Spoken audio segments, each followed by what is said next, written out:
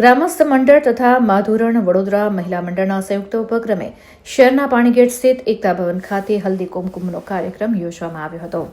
દર વર્ષની જેમ આ વર્ષે પણ શહેરના પાણીગેટ વિસ્તારમાં આવેલ એકતા ભવન ખાતે ગ્રામસ્થ મંડળ તથા માધુરણ વડોદરા મહિલા મંડળ દ્વારા હલ્દી કુમકુમ અને તિલગુડનો કાર્યક્રમ યોજવામાં આવ્યો હતો, જેમાં મોટી સંખ્યામાં સૌભાગ્યવતી મહિલાઓએ આ કાર્યક્રમમાં હાજર રહી એકમેકને હલ્દી કંકુ લગાવી તિલગુડ આપી મોઢું મીઠું કરાવ્યું હતું।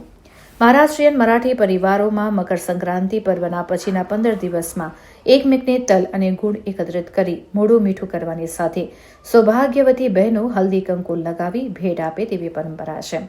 આ જ પરંપરાને અનુસરતા આ ભવ્ય હલ્દી કંકુ તિલગુડ મહોત્સવનું આયોજન કરવામાં આવ્યું હતું।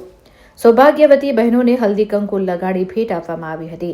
વિસ્તારની દરેક વર્ગની સૌભાગ્યવતી બહેનો એકબીજાને મળે અને તમામ વચ્ચે મન મેળાવ રહે તે હેતુથી આ કાર્યક્રમનું આયોજન કરવામાં આવ્યું હતું। આજે સમસ્ત માંગરોળ મંડળ સમાજથી હલ્દી કંકુનો કાર્યક્રમ પાણીગેટ એકતા ભવન ખાતે રાખવામાં આવ્યો હતો। સ્ત્રીના પોતાના સૌભાગ્યના પ્રતીક રૂપે દરેક સ્ત્રી હલ્દી કંકુનો ઉત્સવ ઉજવે છે। લગભગ 150 થી 200 વર્ષથી ઉજવવામાં આવે છે। અમારી સંસ્થા લગભગ 10 વર્ષથી તો આ કાર્યક્રમ કરે જ છે।